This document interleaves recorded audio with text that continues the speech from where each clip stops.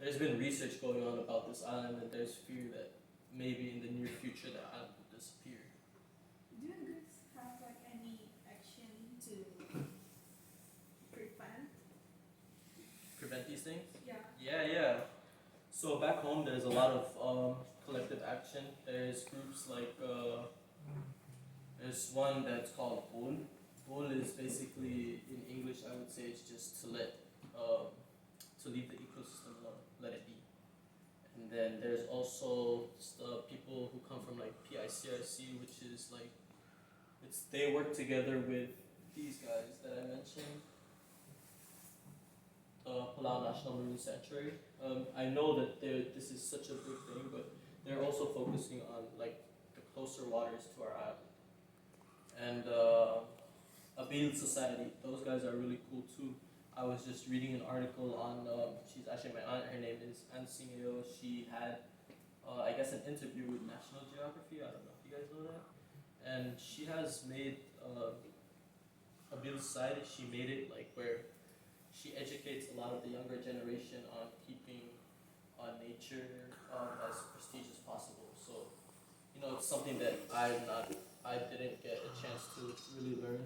Like, I mean, yes, I hear it from my parents, I hear it from teachers, protect the environment, protect everything, and make sure you don't do anything to harm it. This is our home. But then she really teaches everyone, like, okay, so, for example, if she was going to teach someone, she'd teach them how to plant a tree, how to take care of that tree, and then watch it grow. Something like that, and then just the importance of nature. It's not just words, it's actual actions. Yeah, that's what I've seen that's happening. Is there any common names in your country? Like a lot of people use these names. Oh.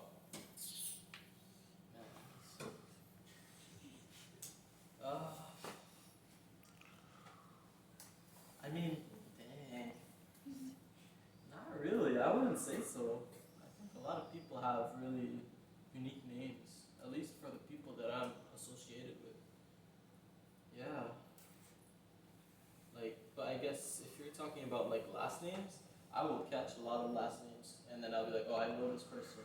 I know him from, oh, that's his mom's, oh, that's my mom's. But like, if you were trying to ask about like first names, not a lot of people are named Taha. I've only ever known one other Taha. That's it. But my full name is Taha, and I've never met someone else with that name. Yeah. And also, who's in charge of naming their children? Is it the mom or father? Because, like your case, your father is not from Palau, so I assume he might not be familiar with the woman being. Oh. The single part. So.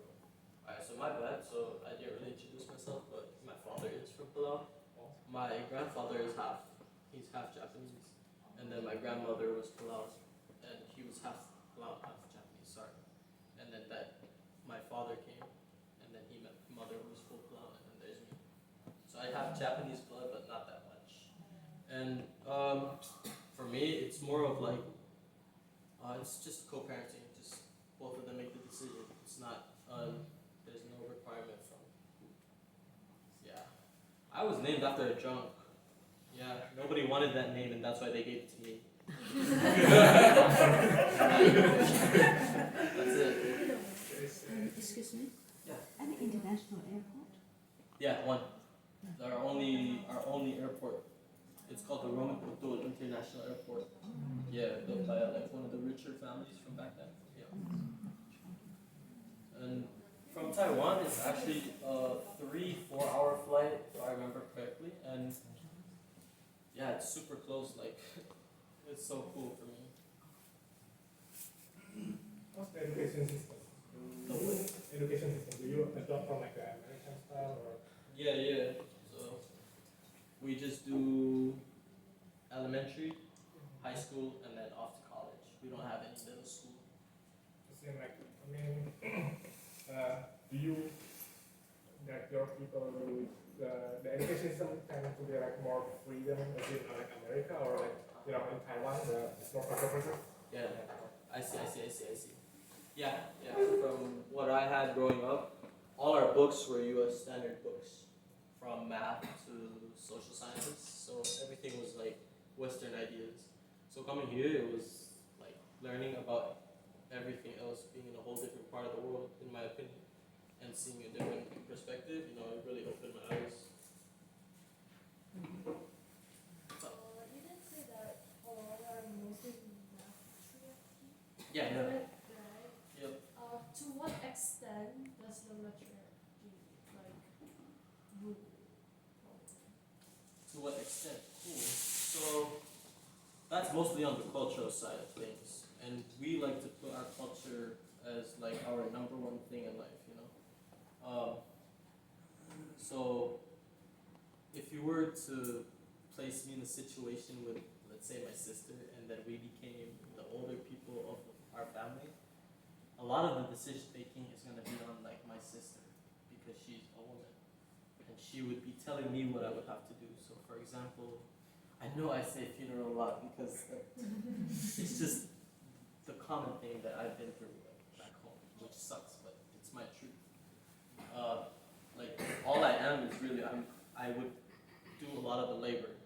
I would listen to what people need to be done, and then I'd do it. So, for example, if we were to carry a casket, whether the head would go into the house first or the feet would go in first, it depends on the family. Us boys would just listen and then, okay, this is what's gonna happen, this is what they said, let's do this. Another thing, there's like these dancers, there's a group called we just call them like Bilums dancers. There's we kind of say she's the queen of Palau. So we have high chiefs. So two of the paramount chiefs would be Ibul and Nurflak. They would be stationed in Koror and then Malayo. Those are the high chiefs. And then there's this woman what in the world? I'm so sorry. Whoa, Bilum. I was trying to give you guys an English name, but I can't say that. Yeah, so we're just gonna call her Bilum, and she's basically has all these dancers at her like disposal for events. She would call them, and then she would really teach them how to do the dances. And depending on how they do it, she can also like fine. Like let's say you do something wrong, even like men, if these people do like a wrong thing, like a wrong chant or like a wrong move, she can fine them for money. So that's just a showcase of a woman's power in our society. Yeah. Okay, one last question. No. So far, what is the Taiwan culture you like the most? Sorry. So far, what is the Taiwan culture you like the most? Oh, what do I like about Taiwan's culture? Man. So far, what I really liked was the fact that I can like just zone out and I'm not worried about somebody seeing me. You know, everybody's focused on themselves and what they're doing. Yeah, like, cause like I said, being back home, it's like I'm always seen by everybody, even though it's smaller, right?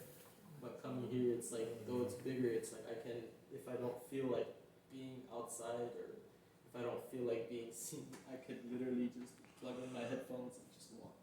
I'll be fine. I like that. Okay.